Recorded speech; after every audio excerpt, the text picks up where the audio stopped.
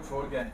तो ये चले आपकी तनकीद अपनी जगह, लेकिन कहीं कोर्ट की जो डायरेक्शन ठीक, बड़ा अच्छा सवाल है साहब आपका। जी बिल्कुल, अगर परवेज इलाही साहब निकलते ही किसी शख्स को गोली मार देते, कत्ल कर देते, तो क्या ये बहाना लिया जाता कि कोर्ट ने कहा था कि घर छोड़ के आना है, तो रास्ते में ये रेप करें, ये डकैती करें, ये चोरी करें, ये अगवा करें, कोई ना पूछे? अगर भाई वो किसी और केस में मतलूब हैं या उनका कोई और डिटेंशन ऑर्डर है, ये ब्लैंकेट ऑर्डर अब बंद होने चाहिए। ये नहीं हो सकता कि आप किसी भी शख्स को कहें ये आज भी बरी, ये कल भी बरी, ये परसों भी बरी, ये आने वाले 2 महीनों के लिए बरी है। इस तरह के ब्लैंकेट ऑर्डर दुनिया में कहीं नहीं होते। जो यहाँ पे लूट सेल लगी हुई है और थोक के हिसाब से ऑर्डर दिए जा रहे हैं, एक शख्स मतलूब है तो पकड़ा जाएगा। ये तो नहीं हो सकता ना कि आप कह दें कि किसी भी केस में नहीं पकड़ा जाएगा।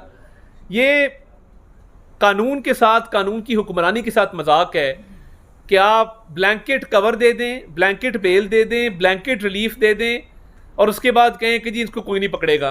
तो ये ऑर्डर था ही नहीं जिस पर अमल दरामद होता। और मैं ये समझता हूँ कि इस्लामाबाद के डिप्टी कमिश्नर का एक legally valid carried out order था जिस पर अमल दरामद कराया गया है। सर ये बताएं, आप हमेशा अदालतों पे तनकीद करते नजर आती है। पंजाब के अंदर सेशन जजेस की तनख्वाहें, सिविल जजेस की तनख्वाहें 10 गुना बढ़ा दी गई थी, उनको गाड़ियां दी गई थी। जिन लोगों ने पंजाब में रिपोर्टिंग की है वो जानते हैं कि बजट में इजाफा कर दिया गया था कि जुडिशरी में एक पॉजिटिव चेंज आए, पहली बात।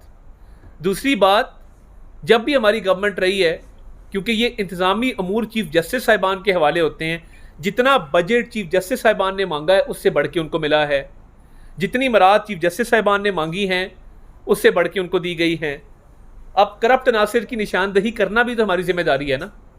अब जस्टिस मज़ाहिर अली अकबर नकवी साहब आज भी बैठे हैं, उनके खिलाफ जो रेफरेंस दायर किया गया था वो समाअत के लिए मुकर्रर ही नहीं होता। यानी उसका तरीक़ेकार ही कोई नहीं है कि उसको समाअत के लिए किसने मुकर्रर करना है।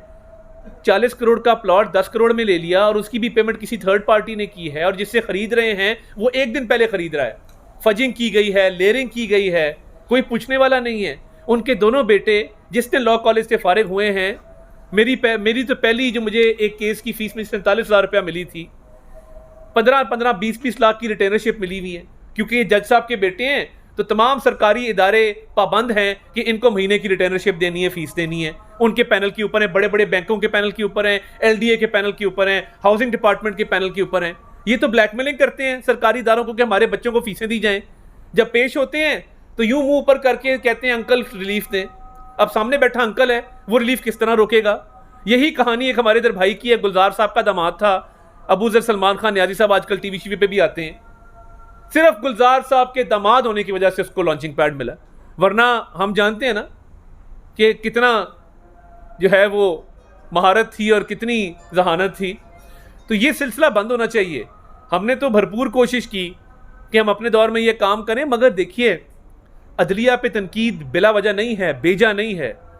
हम दलाइल से बात करते हैं, शवाहिद दे के बात करते हैं, सबूत दे के बात करते हैं। हमने तो भुगता है, और मैं एक ऐसा शख्स हूँ जिसका ख़ानदान का ताल्लुक अदलिया के साथ रहा है।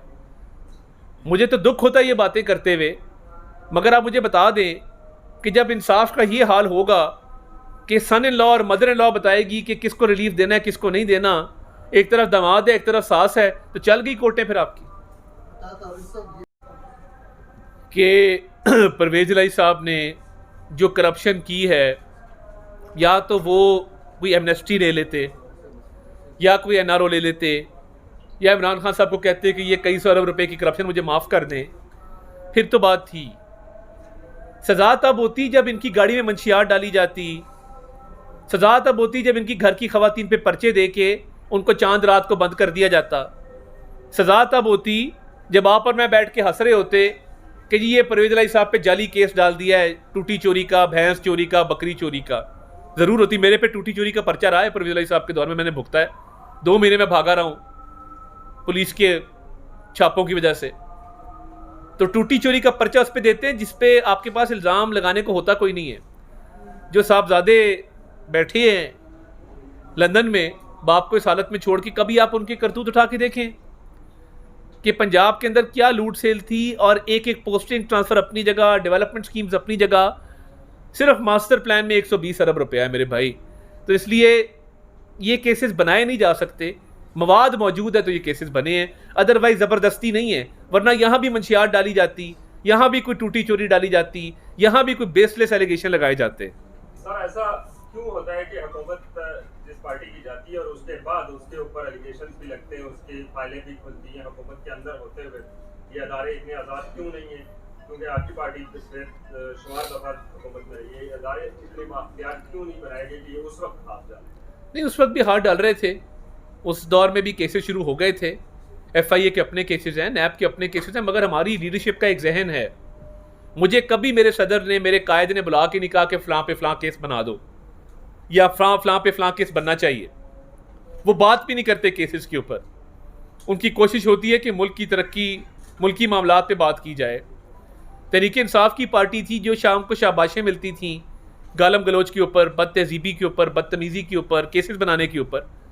आज मुझे बताएं ना, हमने तो इधर ही रहना है, इसी मिट्टी में दफन होना है। आज किधर है शहजाद अकबर जो केसेस बनाते थे? आज क्यों मुल्क से बाहर हैं? या आज किधर है शहबाज गिल? उनका क्या फ्यूचर है? पूरे मुल्क से इंतकाम लेके मैंने एक टॉक शो किया शहबाज गिल साहब के साथ। शुरू में मेरे घर पे शाम को उन्होंने इंक्वायरी की, एक कागज़ भेज दिया, क्योंकि टॉक शो में मेरी आवाज़ थोड़ी ऊंची थी। हमने तो ये चीज़ें देखी हैं। तो इदारे आज़ाद हैं, वो अपने तौर पे काम कर रहे हैं। मैं नहीं समझता कि कोई इंतकाम का अंसर मौजूद है। हाफ़िज़ साहब सीनियर है ज़रा, हाफ़िज़ साहब। इस वक्त पूरी कौम का जो मसला है वो है महंगाई, बिजली के बिल। आपकी हुकूमत पिछले 16 माह रही है और हाफ़िज़ साहब बहुत शुक्रिया। 2018 में जब हमने हुकूमत छोड़ी, जब हमें बेटे से तनख्वाह ना लेने पे निकाला गया, पूरी की पूरी पार्टी को तोड़ के एक तहरीक इंसाफ नामी पार्टी बनाई गई। रातों रात एक मशीनरी खड़ी की गई, जनूबी पंजाब महाज पटके पहनाए गए, जहाज़ों में लोगों को लाद के बनी गला पहुंचाया गया। तब डॉलर 110 120 पे था, पेट्रोल 100 रुपये पे था, बिजली 10-12 रुपये यूनिट थी। बड़ा अच्छा पाकिस्तान चल रहा था। प्रोजेक्ट इमरान खान की लॉन्चिंग जिन लोगों की तरफ से की गई, आज जवाब देना कि 4 साल में तर्जुमानों के इजलास के अलावा मुझे बता दें, ट्रैक पैंट्स पहन के, काली ऐनकें लगा के 11 बजे दफ्तर जाओ, 5 बजे घर आओ, तर्जुमानों का इजलास करो, IMF की बड़के मारो कि जी मैं खुदकुशी कर लूँगा, मैं IMF के पास नहीं जाऊँगा। हमने तो सुना था डायरी लेके गया, डायरी के अंदर घड़ियाँ, हीरे जवाहरात, अंगूठियाँ, ब्रेसलेट और नेकलेस मौजूद है, ये हमें पता नहीं था। 4 साल जो मजालिम ढाए गए हैं, 6 महीने असद उमर ने ज़ाया किए। IMF की शराइत दिन ब दिन, अगर उस वक्त मुआहदा हो जाता आज हालात बेहतर होते। 6 महीने असद उमर ने ज़ाया किए और 2 वज़राए ख़जाना साबका पीपल्स पार्टी के अदवार के हफीज़ शेख और शौकत तरीन साहब को मौका दिया गया, उन्होंने किस्मत आजमाई। 16 माह में हमने तो मलबा उठाया ना, अपनी सियासत दाव पे लगाई रियासत को बचाने के लिए, कि अगर खुदा ना खासा ये मुल्क डिफ़ॉल्ट होता तो डॉलर 500-600 पे होता, एयरलाइनें बंद हो जाती, सरमायाकारी बंद हो जाती, इंडस्ट्री बंद हो जाती, एक्सपोर्ट्स बंद हो जाती। हमने तो उस चीज़ को आके बचाया है। और वो 16 माह आपके सामने हमने क्या किया है, वो भी आपके सामने। जो 4 साल हुकूमत की, मुझे बता दें 10 साल खैबर पख्तूनख्वा में इनकी हुकूमत थी। आज पेशावर के लेडी रीडिंग हॉस्पिटल में जाएं, अगर तो वो लाहौर के PKLI हॉस्पिटल से बेहतर है तो आप मुझे सजा दे दें। आज अगर BRT पेशावर, BRT लाहौर से बेहतर है तो मुझे पकड़ लें। यानी इतनी करप्शन, इतनी बदउनवानी, इतनी नाअहली कि आपकी 10 साल एक सूबे में हुकूमत है, बेड़ा गर्क कर दिया सूबे का। आज दहशतगर्दी दोबारा शुरू हो गई है और फैशन बन गया है कि तालिबान को वापस ला के जिन लोगों ने सेटल किया, बड़े बड़े लोग थे, ये खान साहब शामिल थे, ईमान मज़ारी साहिबा की वालदा साहिबा शामिल थी। आज लोग शहीद हो रहे हैं, रोज़ एक जवान या एक अफसर शहीद होता है फौज का। TTP को कौन वापस लेके आया, किसने प्रो TTP पॉलिसी बनाई, सब जानते हैं। हम तो दहशतगर्दी से मुल्क को पाक करके गए थे, हम तो अशियाए खुर्दनोश सस्ती करके छोड़ के गए थे, हम तो CPEC को तेज़ करके गए थे। CPEC को स्लो किसने किया? बैनुल अक़वामी ताल्लुकात को ख़राब किसने किया? वो 4 साल की दास्तान है और वो एक्सपेरिमेंट इमरान खान है जो इस चीज़ की ज़िम्मेदार है।